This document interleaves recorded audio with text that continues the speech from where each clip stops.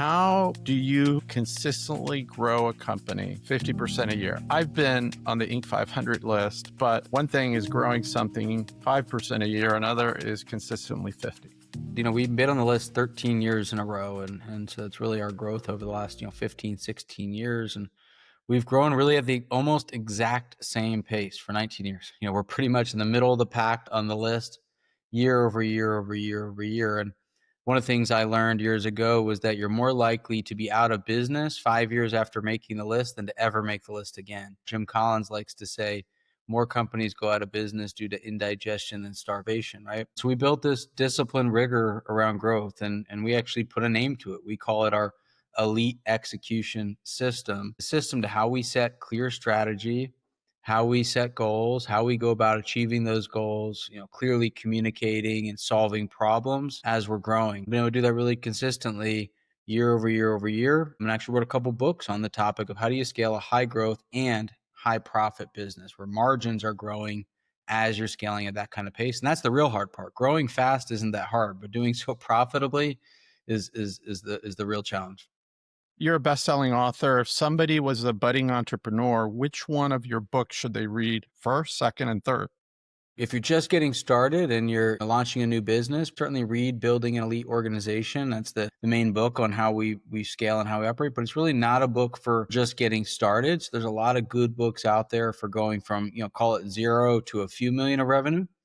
What our kind of expertise and what our books are about is going from, 10 million of revenue and 50 employees to how do you go to, 500 million of revenue and 1,000 employees, right? How do you scale once you've figured out, success? Once you figured out how to have a product that the market wants and that you can actually deliver, how do you now scale that, right? And that's where our focus is. So building an elite organization would be the main book for that kind of focus. But reading it, if I was starting from brand new to get today, I'd want to read books like that. That's going to tell me, all right, what should I be thinking about now in the back of my mind as I focus on, just getting products to market and such? What should I be thinking about that's going to be something I should be building towards, 3 years from now, 5 years from now, et cetera.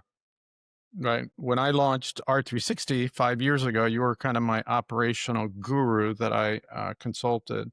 And as you know, we used the EOS traction system that Gino Wickman designed. And I wish I would have applied the Flywheel 5 years ago because there's a sequencing that you don't really understand. Maybe you need a couple of years of experience, but have you found his Flywheel important and integrated it into your system?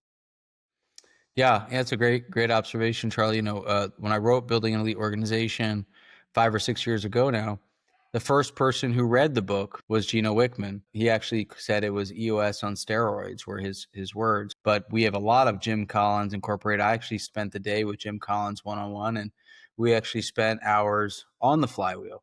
Flywheel's been instrumental. That really is your strategy. It really is at the center of scaling a business. It's been a great meeting that was really thoughtful because Jim wrote the first concept of Flywheel many years ago. Then he wrote the Flywheel monogram in 2016, and he's actually kind of changed his thinking a little bit around Flywheel and simplified it a little bit just in the past year or so.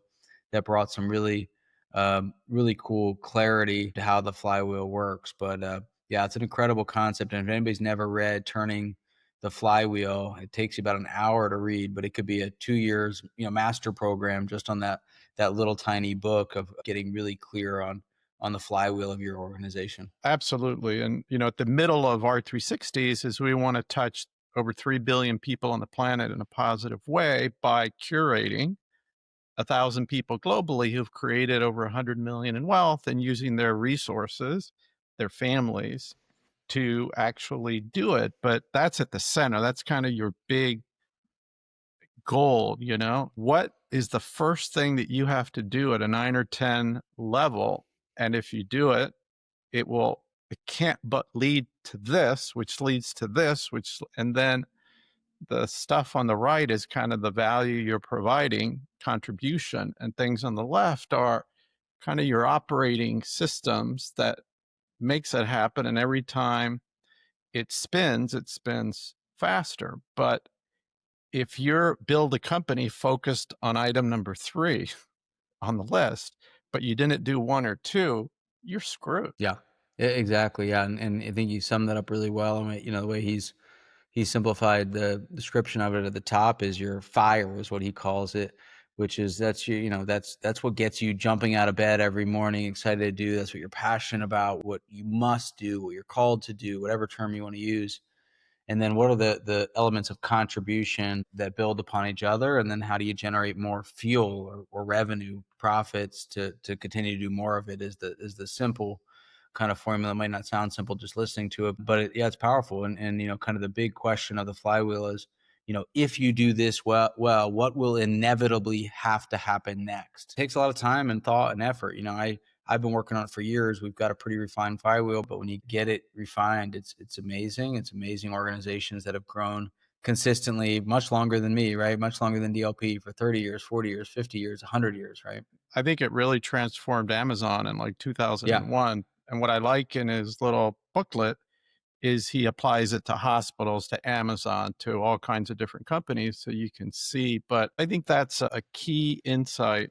I want to shift back to your origin story because it really blows my mind. 30 different homes, you moved out on your own, you didn't finish college, you had a difficult relationship with your parents. How did it affect you? Moved 37 times by the time I was 17, and lots of things that go along with those reasons behind those moves. When you grow up, with two 16-year-old parents and the resources of 16-year-old parents, and my mom ran a home daycare, my dad was a correction officer and got divorced when I was young, and all the things that come along with that. Struggle happens, right? You don't have to create it. You don't have to think about it as parents, right? It's there. And that struggle certainly, created for me a lot of drive and motivation. But a mutual friend of ours, Charlie Angle, who wrote a book called The Running Man, said a profound statement that I never heard somebody say so clearly. He said, every successful businessman and woman I know has their origin story, as you just called it, right? Their story of their struggle and the challenges they overcame to get to where they are. Yet every successful businessman and woman I know robs their children of struggle and driving the focus around how important struggle is. Everybody likes to hear the stories of the successful, people who raised themselves up by their bootstraps and did it all themselves. And Such that's an what, American success. story, of Yeah, the American course. story, right? The American Idol story, I call it, right? And everybody likes those stories. And the reality is most successful businessmen like to get on stage and tell those stories. And they want you to leave that meeting thinking, wow, that guy is amazing. Wow, he is so smart and so motivated. I wish I could be like him. I don't want anybody listening to this podcast or anybody thinking that about me.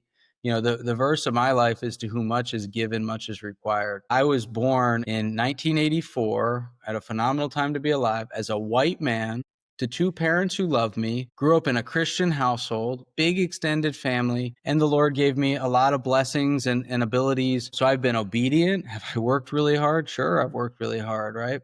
But my part in where I sit today is a very tiny contribution in the blessings and opportunity I have of impact today. So it's been an incredible, incredible, incredible story of being blessed. And that's why I have so much to give and so much to do, and why I'm so energized and excited every day to get up, because I know how much has been given to me and what comes with that. Great. Well, you quoted Luke 12:48, to You're whom right. much is given, much is required. I want to talk to you about Matthew 25:14, because to me, one of the most powerful stories, and the only time that I see in the Bible that Jesus really gets pissed and tells someone he's going to like go to the depths of darkness with his teeth gnashing, is the parable of the master who leaves his three servants and gives them all coincidentally talents, which were silver coins back then. And one of them doubled it. The next guy also doubled it, but the third hides it in the ground. And he's the one that they take it away. They give it to the most capable, and then he gets kind of banished to hell. But what it means is there's 8 billion people on the planet, and we all have God given gifts, and we have to use them for the benefit of humanity, of others. So, what is your gift? What did God bestow in you? What is your life purpose, and how are you using it in a purposeful way? That story always, makes me think of what I want to hear when I hopefully get to the pearly gates, well done, good and faithful servant, right? Knowing that you did the best you could with what was given to you. As the great John C. Maxwell likes to say, two of the most opposite things in the world are intentionality and good intentions. And there are lots and lots of people with good intentions. They want to do good things, lose weight, save more money, be a better father, whatever they may be, right? But there's a big difference between good intentions and intentionality or intentional living. And the gap between those two things is action, consistent, disciplined action that separates people, taking the resources, the talents that you're given and take consistent action. So I know I was given, more opportunities and blessings than any person deserves. And I was blessed with, extreme amount of drive, energy. I'm never tired. I was blessed with the capacity to process lots of information and process information very, very fast, see things a bit sooner at times, have more clarity than most people. And I was blessed with the willingness, because it's a responsibility and an opportunity to lead. Every organization rises or falls on leadership. And the job of leadership is to develop leaders. If you fail to develop leaders, you are not a leader. So I spend the biggest amount of my time on the development of leaders. And if you can't do that well, you will not have an enduring great organization. It's it's an incredible blessing though to have the responsibility and opportunity to lead people, certainly in the business setting, but in all areas of our lives, and maybe most importantly in our households, to lead, to set the example. The developing of leaders. So as a CEO, or for people watching this, what advice would you give them if they have, 6 or 7 people that report to them as their kind of leadership team? What are things you would advise them they should at a minimum be doing? The number one topic I speak on and workshop on is around hiring, leading, developing culture. People are your greatest assets, right? Most leaders will nod their head today and agree. Yep, that's true. I agree with that. Most leaders would say that. If they didn't hear it from me, they would say that in a conversation like you and I are having right now. But if I looked at their calendar wouldn't say that. Meaning they don't spend nearly the amount of time investing in hiring, developing, retaining talent in their organization, developing leaders, investing in their people, as they do spend time, raising capital, working on transactions, doing deals. So what are you doing, and what people should be doing to develop direct reports? How you develop any relationship is you spend time and have open communication. So the first basic rhythm is what we call alignment. And so I meet with every one of my senior leaders on a one-on-one basis every week to 2 weeks, and we call an alignment meeting. And then we do what we call an alignment GPS meeting, which is about growth, progress, and support every quarter, which is kind of a performance check-in. So that rhythm of communication, that's one. Two is clearly articulating, developing, aligning around what is winning for that person. So we developed a tool we call the RREK, which stands for role, responsibility, expectations, and key outcomes. In short, every person at DLP knows clearly what is winning for their job. So they know first and foremost what is winning for the company. The vision and direction and goals of the company are known to everybody. And then each person knows what winning is for their job.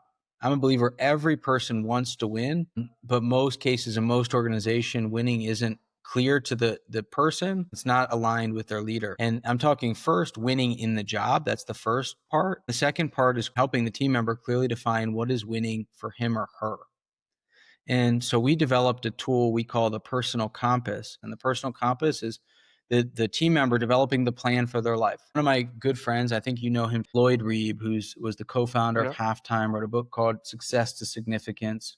If you were in a conversation with Lloyd, meet him for the first time, Lloyd will often ask the question, how did the last 30 years of your life go? What would be the characteristics for you to be able to say, you know what, my life is perfect? And so most people have never defined that. Most people don't know. But if you gave them the time to work on that, which we do at DLP, well, a lot of people would come up with similar answers, right? Maybe if you're a believer in Christ or a believer in God, probably a relationship with the Lord would be part of it. Your marriage being strong, your kids doing well, healthy, achieving your business goals, right? These kind of things. So if you took the time in to do that, which most people never have, the next question would be, So what's your plan for your life to end up like that? And there aren't many people I've ever met who actually have a plan for their life to end up like that. And that's what the personal compass is. We help people get clear around what is success for their life, what is the calling on their life, the purpose, what do they want to be remembered for, and then what are their goals, short term and long term, and what do they need to start and stop doing? What's their, we call it the living fully dashboard to what you're going to accomplish this year. So we help every one of our team members get clear about that. And when my leaders have worked with me for a little while, we spend more time working on their personal goals, helping them achieve what they want in life, more than we spend on their job. And that's investing deeply into the lives of my leaders.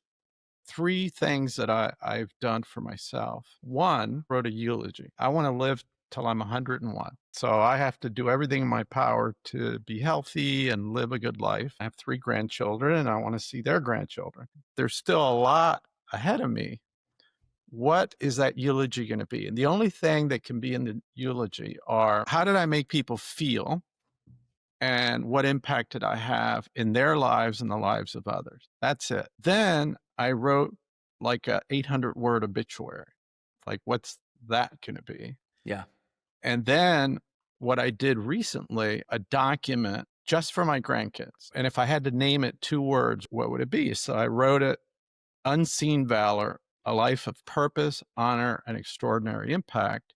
It has 80 pictures embedded, 7 videos, and it's like 35 pages when you put all that stuff in there. So, spending that quality time with the people that you love, doing the things, and then ensuring that you're living this life. Like you said, it's faith plus action. I love how you are very thoughtful about hiring. How many employees do you currently have? And how much time are you spending hiring these days? At DLP Capital, we have a little over 600 team members. And then alongside DLP Capital, we have a banking platform with about 300 employees. And then we have a couple other smaller businesses. So the tail, just a hair under 1,000 team members today across the businesses. I figured out a couple years ago that I have averaged 7 interviews a week for the past decade personally. So I spend a tremendous amount of time hiring. And what's your secret sauce? 3 things, 4 things that are super important that you've learned about hiring the best people? First, I'd say is getting clear of what winning is for every person in the company. So the tool we use when we're hiring, it's that same tool I mentioned a moment ago called RREK, but we add an R to it, which is requirements. So what kind of experience do they already have to have? What are the things they've already accomplished that are non-negotiables? What's the role? What are the responsibilities? What are the expectations, which have to be measurable? And then what are the 2 or 4 key outcomes that this person's responsible for? And so we get really clear on that, which you can only get clear on that if you know what the people in your company today are responsible for and where you have gaps. We get really clear about who was successful in our company. What are their characteristics? What do they do or don't do? And then having really clear processes around how do we screen out for the people who aren't a match and for those who are. So we've got a very, detailed kind of process that we go through of who wins at DLP and how we incorporate that through a detailed interview process. And then we go out and we search, right? And we search through our existing employees. That's often where the best people come, is referrals from existing employees. We have a whole team of internal recruiters. We do work with external recruiters. We make sure that our company is attractive to potential employees when they're looking at us online. I mean, most people, before they'll ever apply or take a call from a recruiter, they're going to do their online research. And do we look like a company that people would want to come work for, that really tells our story of who we are and why it makes sense to work here? The best people are in demand in all industries. I don't care what industry you're Right. in, what part of the country you're in, the greatest people are in demand. And so we treat them that way, and we work really hard, and we invest in consistently moving people through the process. I review 50 plus resumes a day. Doesn't take that much time when you know what you're looking for, but I don't ever let a resume sit a day. It gets over to our screening team. We act aggressively to attract the best talent. And then once we think we have the right people, we spend a lot of time. We have them all do work case studies before we hire them. We test them in the actual work they're going to do. I always get them out of the interview process into real real life environments. Tell me why that's important. Obviously, depending on what your role is going to be, I'm sure you have different competencies, but that's rare. I mean, there's not a lot of companies that I know that do that. How do you like design what they're going to do for each role that you're considering? Yeah, it takes a lot of time. I mean, one of the hardest things to ever do, and it's why most companies don't do it, is getting clear on what was winning for somebody in a job. Clearly, quantifiably. That takes a lot of time. Then figuring out, all right, how am I going to assess? Does this person have the skills necessary to do the job? Do they have the competencies? Do they actually have the experience they say they have? That varies from job to job to job. Marketing roles can be a tough role to kind of quantify, can they do it or not? And so we had to take a lot of time. I might get a little technical for some, but we're looking to increase our marketing qualified leads, our MQLs. Here's our budget. Here's our goals. Well, basically we tell them to do their research on the company and we give them materials to do that. Develop a plan to how you would go about increasing our MQLs. And when you do these work studies with people, it's like back in school. It's more important to see the math behind the answer than sometimes the answer, right? To see how they think and how they got to there. And it's harder today maybe than ever because people cheat. They use Chat GPT, right? So you have Sure. to figure out how to make sure they're not using AI to get to their answers. And with analytical stuff, that's harder than it's been in the past. But that's one important piece, but it's just a piece in the puzzle to see how they think. And Does anybody push back on you?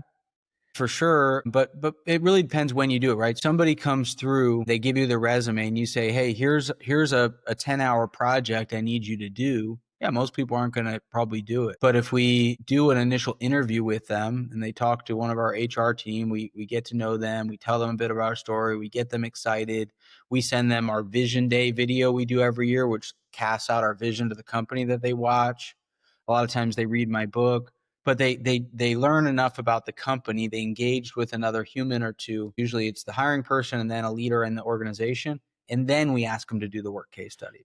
Yeah. And also, So if the person asking went through the same process, then it makes it more difficult. I use behavioral analytics. I use we do too. cognitive. Do you still We do do too. those? Oh yeah. Yep. We use predictive index. We do a behavioral assessment and a cognitive assessment on every employee, every candidate. The cognitive, to me, it's more helpful on younger folks than older because experience comes more into play. But are you still doing the cognitive with older Yeah. folks that you're hiring? Yeah, so cognitive assessment, for those who aren't familiar, it's not an IQ test. It tests your processing speed. And what I find is if I'm hiring somebody to do, in short and simple terms, the same job they've done before, it's not that important. If I'm hiring somebody to do something very different than they've done before, it is really important. So, generally speaking, we look for people with high cognitive ability across the organization because we're a fast-growing entrepreneur organization where things are changing all the time. But for certain roles, like I'll use property management as an example. If it's an experienced property manager and they've done the job, managed the kind of portfolio I need them to manage, I'm not going to be as focused on it if they've done the exact job before. And just frankly, in that industry, it's very hard to find people with high cognitive abilities. So I'm looking more for exact match that they've learned the hard way. It's kind of what property management is. Nobody goes to college for it. Nobody gets a degree in it. You just kind of learn by doing. But for most roles, yeah, we focus really, really heavily on it, but we do it with everybody. From being on the board of Junior Achievement, we did a study with McKinsey that like 10% of Americans have an entrepreneurial gene. You have it, I have it. 10% have, I want to serve my country and be in the military. I have that one too. But the advice that you would give to somebody in America who's a teenager, who has a rough life, who can't afford college, but they're looking at you who didn't let your circumstances make you a victim and you reframed whatever was going on into something else. Take us through that. I have 3 boys, 13, 12, and 3. And how do I make sure that they're going to be driven and motivated and successful? And it's different than for sure when you're growing up impoverished. Maybe it's arguably even harder for children growing up in wealthy households. So I've spent a lot of time trying to figure out that question of, all right, what is it that separates those who are highly successful and also those living lives of significance from everybody else? If somebody wanted to be successful, what are the things they just have to do? They get past any circumstances, right? In 8th grade, I determined I was going to be a financial planner because, I was impoverished. And on career day, a financial planner came in and showed they made more money than doctors, lawyers, accountants. And basically what I took from what he said which probably wasn't what he said, but is that you have to be really entrepreneurial, self-starter, and you had to be good at math. That's what I took from it. That's me. I was already employing a bunch of my friends at that point. I was already entrepreneurial. What were you doing at that time? A landscaping company. Employed all my friends, created my own flyers, created a company name, rode around on my bike, signed up accounts. Then I couldn't cut all the grass, right? So I started hiring friends. And here's the thing. If you're 17 years old listening to this right now, or you got a 17-year-old kid, I'd tell you to have your kids read 2 books. One is Grit by Angela Duckworth. And maybe even better, if I was having a 17-year-old read, would be Discipline is Destiny by Ryan Holiday. It's a really, really phenomenal book. If you can get your kid to believe discipline is destiny, you're going to have no problems with the success part. Maybe the significance part you still will, which I'll touch on. And I originally had a list of 7 commitments to living a life of success and significance that I developed over many years. I recently expanded that list a little bit. Number 1 is intentional living, being intentional about what it is you want in life. Number 2 is purpose, which is why you're doing what you're doing, right? So intentional living is really about what, purpose is about why. Mark Twain's often attributed with the statement of 2 most important days of your life, the day you were born, the day you find out why. The best book, in my opinion, on figuring out your big purpose, I'll give you 2. 1 is Chase the Lion by Mark Batterson. That's my favorite book of all time. And 2 is Purpose Driven Life by Rick Warren, the number 1 selling book of all time behind the Bible. And I'll throw in Nick Craig's book, Leading from Purpose, because he taught with my mentor for 10 years at Harvard, Bill George. Awesome. And instead of paying $16,000, you can pay $25 and read the book. That's awesome. So purpose is 2, 3 is having clear goals, 4 is grit, which again, the book Angela Duckworth, which grit is really about consistency, passion, and perseverance towards long-term goals. 5 is having a growth mindset. The book is called Mindset by Carol Dweck that really came up with that concept, which a simple way to think about that is, and this is probably the biggest thing I'm focused on my kids right now, is curiosity, desire to learn. It's never been easier than it is today. But a child, a young person who has curiosity, a belief that if you're willing to put in the work to learn, you can accomplish anything, it's the separator. Asking lots of questions, being curious. It's never been easier with AI and such. So that's number 5, growth mindset. 6 is gratitude. There's so many things that we have to complain about, but there are a million things we have to be grateful for. And a friend of mine, Mark Batterson, just wrote a book recently on this called A Million Little Miracles. It's all about gratitude and finding ways to recognize the unbelievable miracles that exist in every moment of every day that we get to be a part of. And I start every day right after scripture is gratitude. It's powerful. Number 7 is presence. And I'd say that's really the secret sauce I've come to find of the most successful people in the world is their ability to have their mind in the same place as their feet.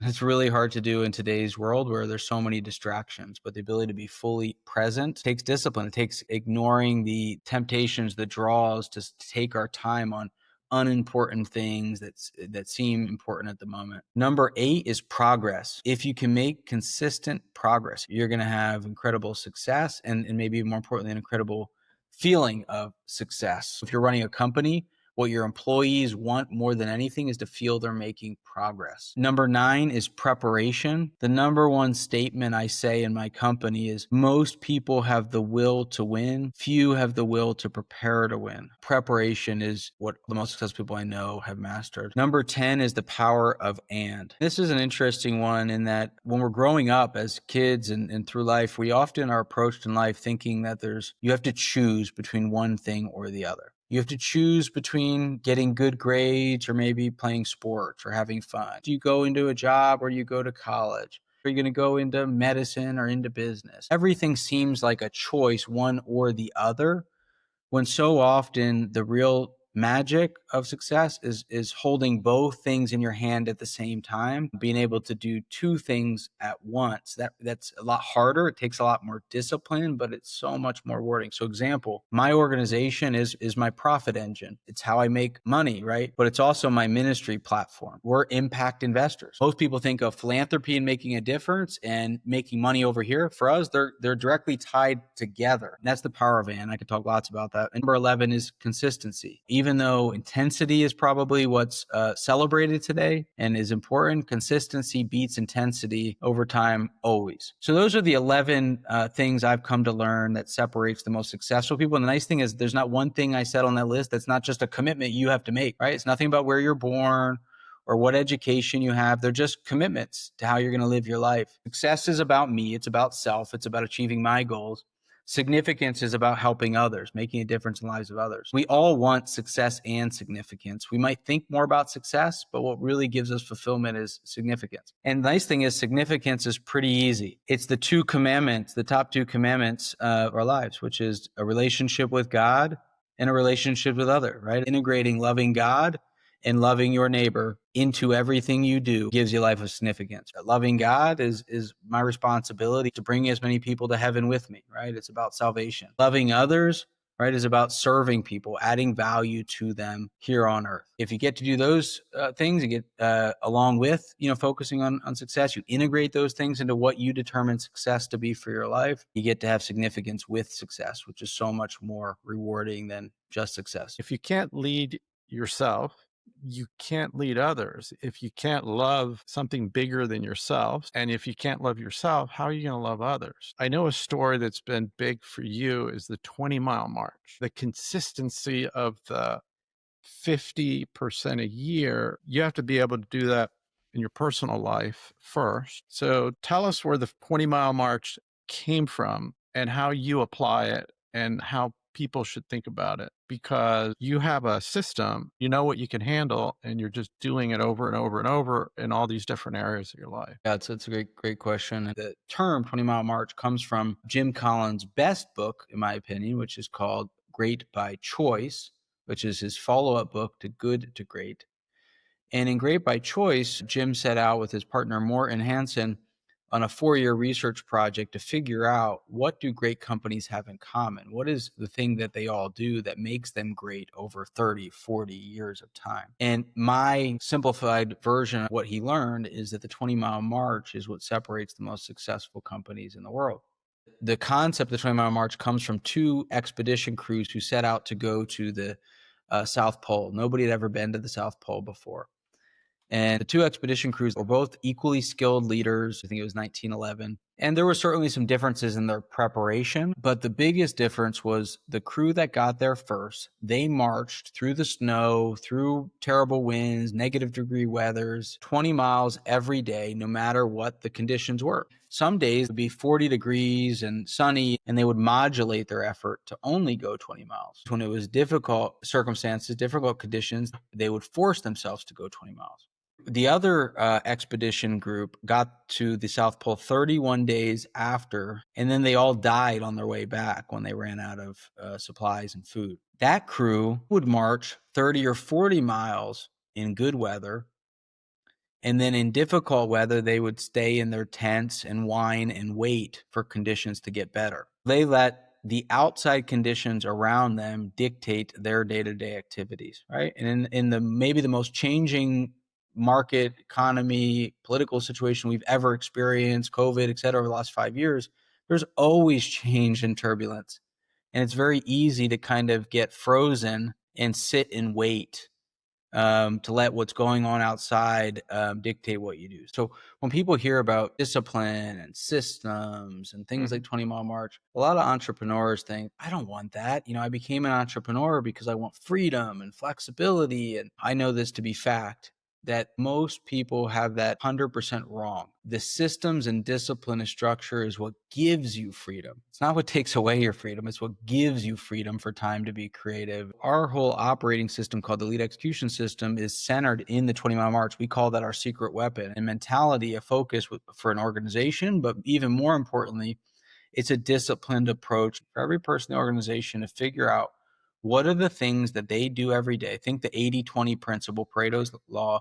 What is the 20% activities, the things that each person does that produces their results, and making sure those things happen day in and day out. And, when I tell this story of the 20-mile march to all new employees, I ask people, well, tell me, what's the business parable to this? What's the lesson to this story of 20-mile march?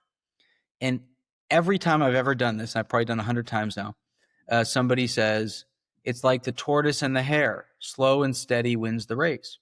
And I say that's partly right. The consistency part is right. But we call it the 20-mile march. It's not the 1-mile walk, the 3-mile skip, the 5-mile jog. It's a 20-mile march. It's not the beginning of the month and the end of the month, not just in the springtime, not just at the start of the year, but day in and day out, every single day, year in and year out. And we built that kind of rigor and discipline through everybody in the organization that we get really, really consistent results. We've never set a goal to grow 50% a year. That's what we've averaged, more than 50% a year. We generally are budgeting for 15 to 26% growth. But I always say, half joking, we just always do more work than it takes. So we end up always growing faster than we budgeted for. So I don't recommend anybody to be budgeting to grow 50% a year if you want to grow profitably. It's hard to do.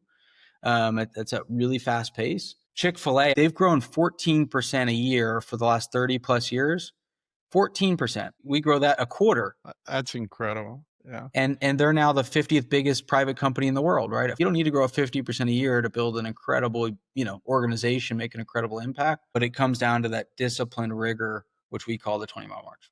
At one point, you decided you were going to get your real estate license. You wanted to start selling homes. You want to become a CEO one day or be an entrepreneur. You need to know how to sell, and there's no better way than getting in front of people. Tell us about that experience that you had to knock on so many doors to get a sale, and you weren't afraid of rejection. So it's funny, Charlie, you asked that question. One of my friends is a Latter-day Saint, a member, Mormon, and it's very common for the kids at 18, 19 years old, they go out and they work in door-to-door sales jobs in the summer. So his son made $150,000 over the summer selling pest control.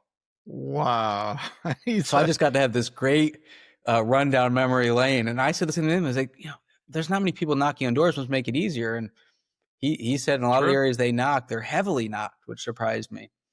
But, his success isn't the norm. He was, a really high performer. But one of the things we talked about, I said, well, tell me, how do you deal with gated communities? He goes, I was the only person who would go knock on doors in gated communities that say no soliciting. And I said, that's exactly what I would do, because nobody knocks in those neighborhoods. Will you get thrown out by the local patrol every now and then? Sure you will. But nobody else is going to do so. He also said, I'm the only person who would go knock on the houses of the wealthiest people. Everybody else was nervous to go knock on the doors of the big houses. He said, that's where I got the best clients. And I felt the best selling to them because they could afford it and they weren't going to cancel, right? So I started my career. I was a college student at Drexel University at the time, studying finance and accounting. And I waited tables on the weekends. A gentleman kept coming into my restaurant, Texas Roadhouse, convinced me to come sell alarm systems for ADT security, knocking on doors. And his sales pitch to me was, if you come work for me, you'll make $2,000 a week selling alarm systems. Remember, this is 21 years ago. I'm 20 years old. And that sounded like really good, right? The college student. And my first paycheck was $5,280. I made $7,000 to $10,000 every 2 weeks after that. What my job was to knock on doors of residential houses. My success was I knocked on a lot of doors. I figured out my math was 1 in every 51 doors I sold an alarm system to. So I just had to do the math. And what was really cool, I found out afterwards, like months, if not years afterwards, that I was the only person he had ever had work for him make $1,000 a week, let alone 2 or 3 or 4,000. I was the number one ADT sales rep in America out of 100,000 reps. He never told me that I was doing so great, which was great because I wasn't getting full of myself. And what were you doing different? Like if you look back and reversed engineered what you did versus the other nearly 100,000 reps, what was it? Yeah, a few things. One, I knocked on more doors than I'm sure anybody. In the beginning, I'm sure I wasn't particularly good. I just knocked on a lot of doors. 2, I would go and knock on doors in places others wouldn't, gated communities and such. I didn't have fear of what the local patrol guy in a subdivision telling me to leave. Okay, right? And then I paid attention, listened to people. So I would learn tricks to things, right? To how to have better success, right? I mastered knocking on a door, having a big smile on my face, giving them my little pitch, and then putting my head down, kind of moving my feet like I'm about to charge in like a bull and just moving ahead without them being able to tell me no. And I would just move right in. And then once I was in the house, I would have a better chance of a sale if I got in the door, right? If they didn't have time, which of course is often, I'd start off and I'd say, all right, well, I'll call you to follow up. Your phone number is 484 which is the regular area code in the area. And just by starting to give me the phone number, they would more likely give me the rest of it, right? I'd learned every time I got a sale, I would never leave their house without them calling somebody they knew and giving me a referral. And usually I would leave their house and drive right to a referral's house and sell another alarm system that same night. I figured out that most people felt they needed an alarm system, but didn't really want one. Nobody wants one, right? And I realized people will more happily pay for things they want to get what they need. So I started carrying around a Nintendo Wii and an iPod. I created shirts that said I was in the ADT special sales or something like that department. And I would knock on the doors and say, hey, I'm in the ADT special sales department. We're doing special giving away free iPod or Nintendo Wii if you buy an alarm system today. I only have one of each left. So only the next 2 people who purchase will get this great incentive. And people would buy a $2,000 contract to get a $200 item today, especially if the kids saw that Nintendo Wii. So, I was making $400 or $500 commission per sale. And so I could pay the $150 for the item to double or triple the speed of my sales, right? So little things like that. My boss taught me, does the mailman deliver your mail when it's raining and when it's snowing? I said, yeah. I said, so why can't you, right? So I knocked on doors when it was snowing and it was raining, right? Guess what? People let you in their house when it's raining and snowing much easier because they feel bad for you. So these are all, little things you learn. I read the book by C.L. Deeney, who's like the most quoted psychiatrist on sales. And he said, who do you let in your home? Well, people you trust. One little things is people you trust, like you said. So I'm knocking on doors. I'm a 20-year-old kid, right? Don't look like I know anything. And just wearing a ADT t-shirt. So I created badges, right? I just made up my own badge with a laminated ID, and people trust you more. Even though I made my own ID, when you have a laminated ID, people trust you more to let you in your house, right? Another thing I realized all of a sudden was when people buy an alarm system, a lot of insurance policies give you a discount off your homeowner's insurance policy. So one of the added values I would do was I'd ask them for their insurance card, tell them I'll make sure to get their discount. That'll offset a lot of their costs. Then I would go meet the insurance agent directly and ask them for referrals, who else would benefit from a discount. And that started getting me a lot of referrals, right? Finding people of influence, right? Just all these basic things that in business, are natural to us, but I learned kind of just on the ground, like how do I get more clients? Who could be of influence to bring me clients? So those were a couple other fun ones. From selling alarms to selling homes. Tell us about the time that you went out to California to meet like a top guy to find out what they were doing and how you ended up getting that person to talk to you, and then what transpired after that. So I was in Keller Williams Real Estate when I got started. And in Keller Williams Real Estate, they have a system. At the time, they had something called Crystal Reports, which is like an intranet. And you could see how much money every real estate agent in America in Keller Williams was earning, right? And which is important because real estate agents have a tendency to tell you their best month they ever had, multiply it by 12 for 12 months of the year. And that's how many homes they tell you they sell a year, right? They tend to exaggerate. But you had a goal. Yeah. You had a goal. Yeah, to be number one in the year. And I got laughed out of the office of the title was team leader when I told him that. I mean, he laughed me out. I mean, like belly laugh, hysterical laugh. Like he heard the funniest thing he ever heard in his life when I said I wanted to be the top agent out of 150 agents in a year. I could see how much money every Keller Williams agent made in the whole country, 100,000 agents, right? So I could really look at them. And then I'd go research them and look at their website and what are they doing and yada, yada. But I figured out about the year I was getting going, Craigslist became a big thing. And I learned how to spam Craigslist to get leads for free by posting houses on Craigslist. A lot of my sales, probably half my sales the first year, came from leads I generated on Craigslist for free.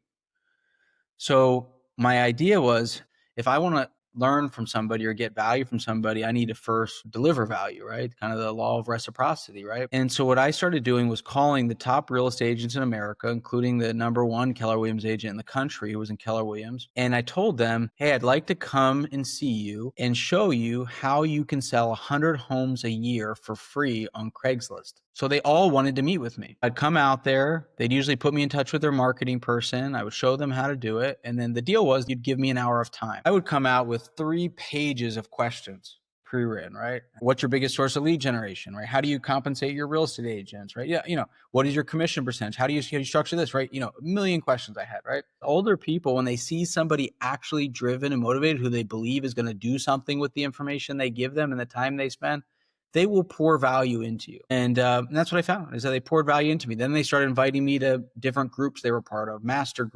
classes and mastermind groups. And all of a sudden I'm in the rooms with the top real estate agents in America. Not because I was a top agent yet, but because I was thirsty to learn and I was willing to share and I was doing innovative things. And that's what I found all through life. Anytime I go into a new business line or we want to do something different, I find whoever's doing it really well and I ask them for help, right? And people will gladly help if they believe that you're going to be a good use of their time. And it doesn't mean they want something in return, but they believe that they're going to actually be able to add value into your life. And what were the greatest lessons that you learned that you went back to Pennsylvania to your little office and actually started to do? What were the results like a year later? So a lot of it in the beginning, real estate sales is big on lead generation. And so I figured out all the best lead generation strategies. And one of them example was radio. So I started realizing that a lot of the top real estate agents in America were using radio marketing, which even 20 years ago seemed like an old idea, like didn't seem like that could really work. Who listens to the radio? Who's going to call a realtor off the radio? So I did it. I followed methodology, got in touch with a radio guy who kind of was an expert in doing this, and it became enormous for me. And then, so I had the idea, I used a local morning talk radio host. I still do radio to this day for our capital raising business. Started conservative talk radio, morning personality endorsing. What were they saying? Just give the listeners. Have you ever struggled to sell your home? Did you ever wish there was a way for your home to be sold guaranteed? Well, there is. I'm joined with Don Wenner, owner of DLP Realty, who guarantees to sell your home in 34 days or he'll buy it. I know that sounds too good to be true. Don, how does this work, right? And then a call to action to call me, right? That's an example of an ad. Or then a lot of times we did the immediate buyout program. Do you wish you didn't have to go through the challenge, the hassle of listing your home, dealing with showing? Don't you wish there was a way you could just sell your home as is, cash, no showings, no risk, sell on your timetable? Well, there is. You can call Don Wenner, #1 real estate agent here in the state of Pennsylvania, who will buy your home, no questions asked, close when you want. That was the kind of ads, right? And so after I got my morning personality to endorse me and realized it worked, this was the days when Glenn Beck was a huge deal. Yeah. And Sean Hannity was a huge deal. And so it was the morning personality, then it was like Glenn Beck, then it was Sean Hannity on the radio. So I got Glenn Beck to endorse me, and I got Sean Hannity to endorse me, and I got Glenn Beck to be the #1 real estate agent in America. $250 a month is what I paid Glenn Beck for his endorsement. I could use in all my marketing, and $500 for Sean Hannity. Then I got Barbara Corcoran too. And I did TV commercials with Barbara Corcoran for years. And were you talking to them or their producers or their marketing people? Initially, they're people, and then I got to them. I explained what I did, and I explained there's a top real estate agent in every market across the country, and I could guarantee them 100 agents to pay him $250 a month. And that's what I did. And you only have to record the spots one time. He would record his part of the commercial, and then the agent would record their part. He would have to take him 5 minutes, right? And he was making a couple $100,000 a month all of a sudden. And then he decided he was going to do a referral model, and he started making 25% of all the commissions. Was making millions of dollars a year in commissions. So radio was what came out of those kind of things, and then television commercials. And then I really learned how to do online digital marketing really well before Zillow kind of owned the home search market. And I ended up growing a company that I ended up serving 200 of the top 250 agents in the world, doing their marketing for them then, after I figured out how to do all that years and years ago. But yeah, so those were some of the things we learned. DLP, Dream, Live, Prosper. Where did that come from? And how do you integrate that into everything you do? So Dream, Live, Prosper, which is what DLP stands for. It's kind of interesting how it came to be. The week that I was forming the company brand, when I was leaving Keller Williams and launching my own platform, I really just spent a weekend brainstorming through what I wanted the company to be and what I wanted it to do and what I wanted it to mean. And it really came through hours and hours and hours of whiteboarding with a few of my employees, and it just stuck. And originally I was playing with my initials and such, but yeah, I just came up with Dream, Live, Prosper as kind of what the meaning, what we thought what success would be in our business. And many hours of brainstorming, it turned out to be one of the best decisions we made, as it's guided so much of how we've thought about our role and a big part of the kind of culture we've developed over the years. This is amazing. Thank you so much for coming on. Thank you, Charlie. Appreciate you.